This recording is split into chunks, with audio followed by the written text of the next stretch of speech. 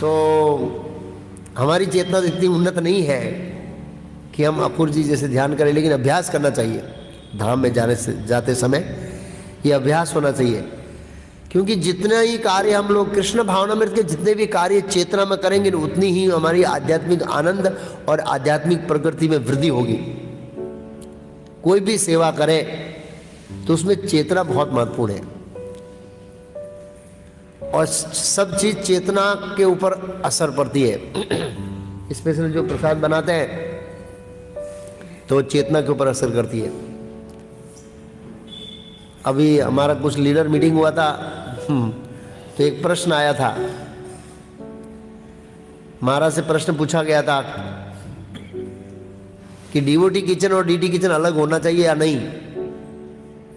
तो प्रभुपाद समय एक ही थे, डीओटी किचन डीटी किचन, और सभी प्रसाद डीटी को ऑफर होता था, अलग से नहीं होता था। तो गोकुल चंद्र प्रश्न किया कि ये कैसे संभव है। बोला सभी कुक ब्राह्मण दीक्षित होने चाहिए। तो ठीक है बोला डीओटी के लिए, लेकिन गोविंदा का क्या करें। महाराज ने पूछा what is purpose your, Govinda का पर्पस क्या है आपका। गोविंदा का पर्पस क्या, लोगों को क्या खिलाना, प्रसाद। तो बोला गोविंदा में भी ब्राह्मण दीक्षित भक्त बनाना चाहिए, और वो भी डीटी को ऑफर होना चाहिए, तभी रियल गोविंदा का पर्पस प्रभुपाद जी का सॉल्व होगा। ये हमारा आइडियल है, बोला हमको वहां तक पहुंच जाते। फिर गोकुल चंद्रपुर ने कमेंट दिया कि जब फेस्टिवल जन्माष्टमी कुकिंग होता है तो मैं खुद जाता हूं किचन में। हाई स्टैंडर्ड फॉलो करते हैं हम लोग, सभी ब्राह्मण दीक्षित कुक करते हैं 1 लाख लोगों का। कितने लोगों का, हाँ सेलम के अंदर 1 लाख लोगों का प्रसाद बनता है, फुल प्लेट 12 आइटम घी में, स्वयं धोती वोती चढ़ा के चले जाते हैं, सब मैनेजमेंट दूसरे को देख लेते हैं। तो उन्होंने बोला कि जब तक लीडर स्वयं प्रसाद को इंपॉर्टेंट नहीं देगा महत्व, तब तक और कोई प्रसाद को महत्व नहीं देंगे। ये गोकुल चंद्रपुर ने बताया ऐसे, लीडर को स्वयं इसका इंपॉर्टेंट समझना पड़ेगा। इसलिए तो प्रभुपाद जी के समय में बहुत सारे लोग प्रसाद खाकर भक्त बनते थे। कल मैं प्रभुपाद लीलामृत पढ़ रहा था, यदुरानी माता जी कैसे इस्कॉन में जुड़ी। उनका नाम जैन था, जैन। तो उनके पिताजी के साथ कुछ कारण झगड़ा हो गया, तो उनका मूड खराब हो गया, तो अपनी वो बहनपड़ी से मिलने जा रही थी माता जी। तो रास्ते के अंदर वो टॉम्स्के स्क्वायर वो गार्डन है वो था, और उसमें कीर्तन और भीड़ जमी हुई थी, बहुत सारी भीड़ थी उसमें। तो उन्होंने देखा कि इससे क्या हो रहा है, मैं चलो देख लूँ। तो देखने गई, ऐसे मेंटली डिस्टर्ब थी, लेकिन देखने गई, खड़ी हुई तो ऐसे हिप्पी लोग नाच रहे थे, और प्रभुपाद जी ऐसे बजा रहे थे और गा रहे थे, आंख बंद करके हम एकदम तल्लीन थे। प्रभुपाद जी का जो टोन था बहुत उनको हृदय को स्पर्श कर गया। 1 घंटा कीर्तन चला। कीर्तन के बाद अनाउंस हुआ कि जो स्वामी जी से मिलना चाहते हैं और उनके लेक्चर सुनना चाहते हैं तो वो 26 एवेन्यू मैचलेस गिफ्ट में आ सकते हैं।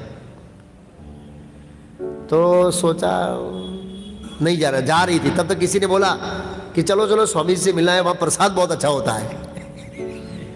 क्या बोला, वहाँ प्रसाद बहुत अच्छा होता है बोला। उनको प्रसाद नाम पहली बार सुना, लेकिन वो गए कैसे भी करके गए। तो एक भक्त ने सबसे पहले प्रसाद खिलाया जदुरानी माता जी को। क्या खिलाया, बहुत टेस्टी प्रसाद था। माता जी अपने उसमें बोलते हैं ऐसे, जबरदस्त प्रसाद था। और फिर वो प्रभुपाद जी से मिलाया उनको, जो नए नए आते थे प्रभुपाद मिले थे। प्रभुपाद जी ने कहा आप आइए, सुबह शाम दोनों टाइम लेक्चर होता है, आप आइए जरूर। तो वहाँ उन्होंने शाम 7-8 बजे तक वहाँ रुके माता जी, और वो जप कर रहे थे, दूसरे सब लोग वो भी बैठ के ऐसे इस तरह से। रात को 10 बज गए, तब वो एकली माता जी थी, और कोई था, सब जैन से वो थे। तो बोला मैं यहाँ रुकूंगी। बोला सब हरिगिरी प्रभु और इन बोला यहाँ नहीं रुक सकते आप, हमारे स्वामी जी अलाउ नहीं करते ऐसे। 10 बजे ट्रेन पकड़ के वो अपनी बहन पड़ी घर गई। दूसरे दिन सुबह 5 बजे आ गए माता जी, 5:30-6 बजे आ गए सुबह में, रोज प्रभुपाद जी के लेक्चर सुनने के लिए। फिर एक दिन अपनी बहन पड़ी के घर रुके, फिर प्रभुपाद के, और रोज 4 बजे उठती थी माता जी घर से। 3 घंटा ट्रेन में काटती थी माता जी।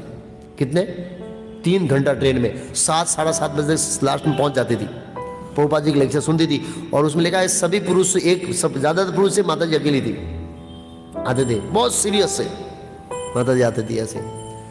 और फिर वो डैडी को एक दिन क्या हुआ, उनको ऐसा हुआ कि स्वामी जी के लोग प्रसाद बनाते, मैं क्यों ना बनाऊं प्रसाद, तो सीधे किचन में घुस गई, किसी को बिना पूछे, मैं स्वामी जी प्रसाद बनाऊंगी। तो भक्तों ने डांटा कि जब तक आप दीक्षित नहीं है प्रसाद नहीं बना सकते स्वामी जी के लिए। अच्छा क्यों नहीं बना सकते? नहीं बना सकते।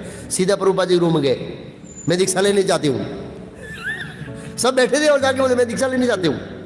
अच्छा 4 नियम बताए? बोला हाँ। पालन करोगे? बोला 16 मालों करोगे? हाँ। 7 दिन के बाद आपकी दीक्षा हो जाएगी। प्रभुपाद जी का फिर 3 लोगों की दीक्षा हुई, एक बॉब थे कुछ, एक और थे, और यदुरानी माता नाम भूल गया, तीनों की दीक्षा हुई इस तरह से।